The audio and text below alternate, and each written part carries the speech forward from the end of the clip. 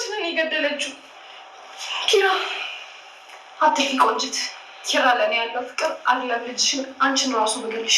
ሰላም ሰላም፣ እንዴት ናችሁ? ደህና ናችሁ? የጽናት ተከታታይ ድራማ ቤተሰብ በሙሉ ሁላችሁንም ሰላም ብያለሁኝ። እንግዲህ በሚያሳዝን ሁኔታ ጽናትን በጣም አዝና ተክዛ አይተናል ማለት ነው። ጽናትን ብቻ ሳይሆን መላው ማለት ነው ሁላቸውም እንግዲህ ከቤቲ በቀር ሁላቸውንም እጅግ በጣም ከፍቷቸው መጥተዋል ማለት ነው። ምክንያቱም እንግዲህ ኪራ ቤቲን ወደ ቤቱ መልሷታል ማለት ነው። ለምን መለሳት፣ እንዴት መለሳት የሚለውን ነገር አብረን የምናይ ይሆናል ማለት ነው።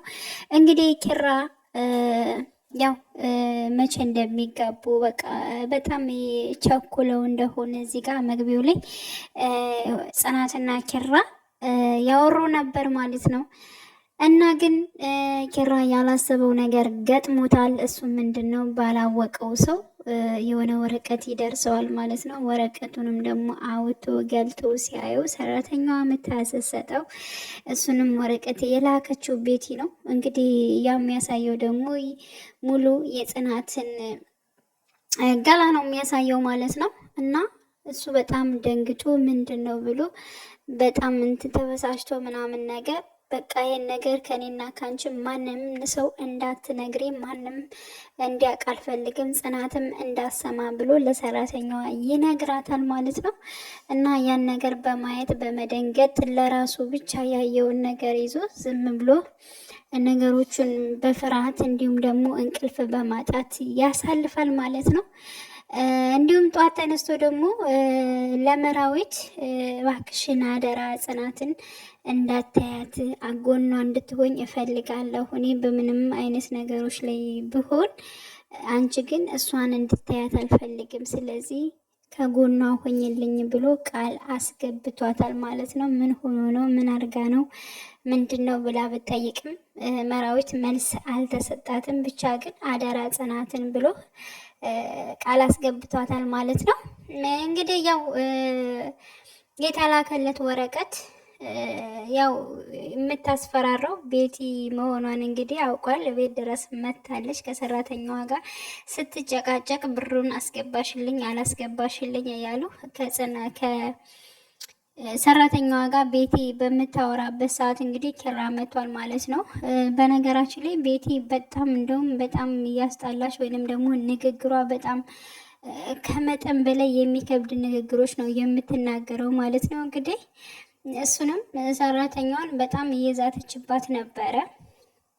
እና ያው ሰራተኛዋ ደግሞ ከዚህ ውስጥ የገባችው ወይንም ደግሞ ይሄን ስህተት አብራ እንድትሰራ ወይንም የጽናትን ሙሉ ገላ በቪዲዮ ቀርታ እንድትልክላት ያደረገቻት ወይንም ደግሞ ከኪራ ቤት ገብታ የቤት ሰራተኝነት ሆና ይሄን ሁሉ መረጃ እንድትሰጣት የፈለገችው የቤት ሰራተኛዋን በብር ነው የገዛችው ማለት ነው። እሱንም እንግዲህ የቤት ሰራተኛ አይተናል። ያው የምታደርገው ነገር የምትሰራው ነገር በጣም ስህተትና ኃጢአት እንደሆነ ለራሷም ታውቃለች ማለት ነው። ግን ደግሞ ይሄን ነገር ምንም ማድረግ አልችልም፣ ልጄን ለማሳከምና ልጄን የሆነ ቦታ ለማድረስ ነው፣ ከጎዳና ለመዳን ነው እያለችም ያው የጎዳና ላይ እንደነበረች እንዲሁም ደግሞ ልጇ ታማሚ እንደሆነ ደጋግማ ደግሞ ቤቲም ስትናገር ነበር። የልጇን ሕመም እየቀሰቀሰችባት ነበረ። እሷም በጣም ተናዳለች።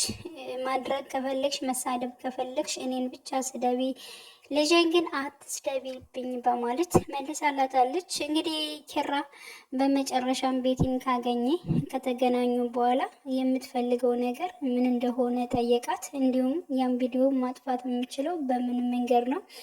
እሷ ደግሞ ቀጥታ ወደ አንተ ቤት መግባት እፈልጋለሁ፣ በነፃነት መኖር እፈልጋለሁ፣ አብሬያችሁ ከአንድ ቤት ውስጥ መኖር እፈልጋለሁ፣ ስለዚህ ይህን ነገር እንድታደርግልኝ እፈልጋለሁ ብላ ጠየቀችው ማለት ነው። እንግዲህ ኪራ አማራጭ ስለሌለው የምወዳት የማፈቅራት የልጆቼ እናት ወይንም ደግሞ ሚስቴ የሆነ ነገር ሆና ወደፊት በሚዲያ ተለቆ ቪዲዮ የሆነ ነገር ሆና ከማያት ይህን ነገር ደግሞ ላደርገው ተገድጃለሁ በማለት እንግዲህ ወስኗል ማለት ነው።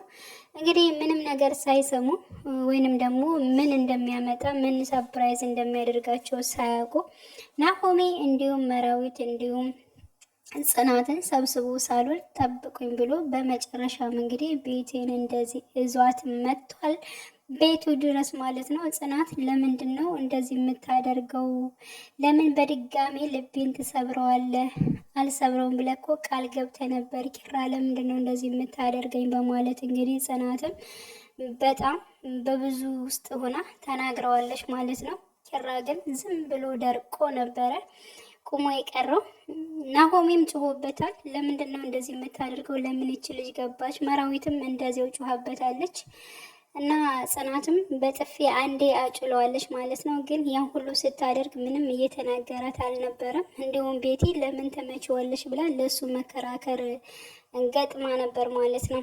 እና ጽናት ይህ ሁሉ ነገር ግን በቅጣም ማለት ካለባት ጉዳቷ እንዳለ ሆኖ እንደዛ ተጎድታ እንኳን ስለ ኪራ ታስባለች። ምክንያቱም ተገዶ የሆነ ነገር ሆና ነው፣ የሆነ ነገር አድርገው መሆን አለበት። ፊቱ የሆነ ነገር ያስታውቃል፣ በቃ ይነበባል። በጣም ተክዟል፣ በጣም እንትን ነው በማለት እንግዲህ ወደ ራሷ ሀሳቡን አመታ ስታንሸራሽር ነበረ። ደግሞ መለስ ብላም ደግሞ ግን እኮ ወዷትም አፍቅሯትም ሊሆን ይችላል ብላ ስታወራ ነበር ማለት ነው። እና ይህን ያክል ጥልቅ ድረስ ገብታ እንኳን ተረድተዋለች ማለት ነው። እና የምታደርገው ወይንም ደግሞ የሚያደርገው ነገር ምክንያቱም ለእሷ ቢሆን ደግሞ ስትረዳ ወደፊት አስቡት፣ በጣም ነው እንትን የምትለው ማለት ነው። እና ይህን ነገር በእሷ ችግር ወይንም ደግሞ የእሷን ቪዲዮ ይዛ እንደምታስፈራረው ብታቅ የበለጠ ትረዳዋለች ማለት ነው። እና ኪራ ያደረገው ነገር እና ምርጫ ነገር የወሰደው ነገር ደግሞ ትክክል ነው ብዬ ነው ማስበው፣ እንደኔ ማለት ነው። ሌላው ደግሞ እንግዲህ ያው ጽናትና ሰራተኛዋ አውርታ ነበረ። ሰራተኛዋ በጣም በተሰበረ ልብ ያዝና ምናምን ነገር ልጄን አሞብኝ ምናምን ስትል ሰምታለች። ግን ደግሞ ሰምቼሻለሁ ብትላት የፍቴ ልጆች ናቸው ብላ ተናግራለች። ያው እንግዲህ የእናትነት ስሜት ግን በጣም ይነበብብሻል ብላታለች ጽናትም ደግሞ እኔም ልጅ ነበረኝ ከዚህ በፊት ግን ደግሞ እንዲወርድ ያደረገችው ቤቲ ነች። አሁን ደግሞ ፍቅረኝን ህይወቴን ልትነጥቀኝ ድጋሚ መታለች በማለት የሷን ልጅ ቤቲ እንደገደለችባትም ለሰራተኛዋ ተናግራለች ማለት ነው። ሰራተኛዋ ይህን ጉድ አታውቅም ነበረ። እሷን በጣም ደንግጣ ስለ ቤቲ በጣም ክፉነት እንትን ስትል ነበር ማለት ነው።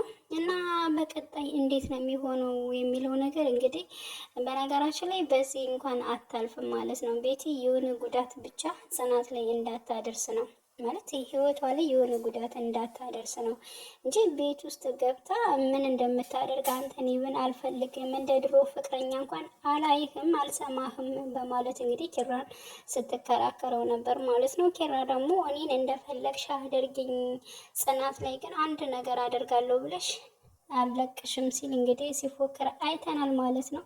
እሷም እግሬን ሸኝ እያለች በጣም ብዙ ነገሮች ስትለው ነበር። በነገራችን ላይ ያው የ5 ዓመቱን ነገር ዋጋ አስከፍላለሁ በማለት ነው እንግዲህ ዛቻ እያደረገች ወደ እሱ ቤት የገባችው። ይሄ ግን ለእሷ ክብሯን ማዋረድ ነው ብዬ ነው የማስበው ማለት ነው።